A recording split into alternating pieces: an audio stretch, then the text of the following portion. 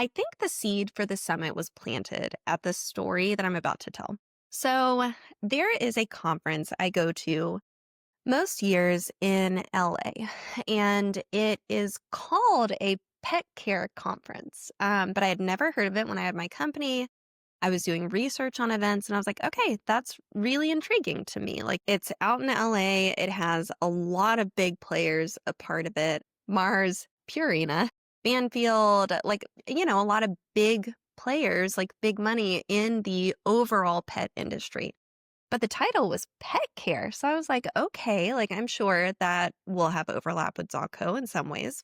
And I got to the conference and it's a phenomenal conference. I will be going again this year. They focus a lot on startups in the pet space. It partners with an accelerator, which is like a startup almost incubator where startups in the pet care industry can pitch to investors, pitch to private money, and it's cool.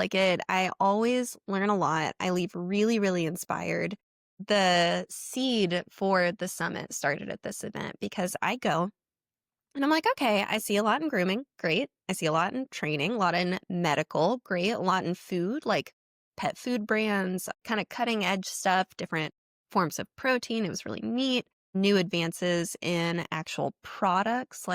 There was a wet cat food feeder that I seriously considered investing in. I was like, I think y'all are onto something. Didn't, but I hope they're doing well. And I was like, where's my niche? Where are we? And there was one single breakout talk on in-home pet care services, and the only representation on that stage from our segment of the industry was Rover.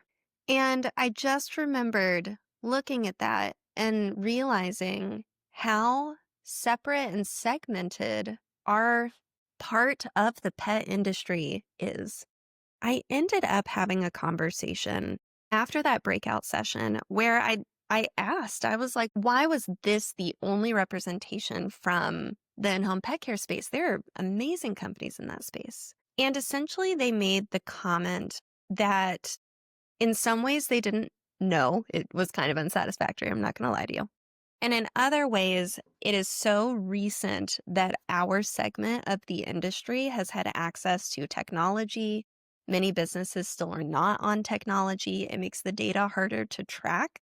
It kind of boiled down to the return it would take to bring our segment of the industry fully in was too difficult. And I just remember having this thought where I was like, yeah, that's not going to work for me.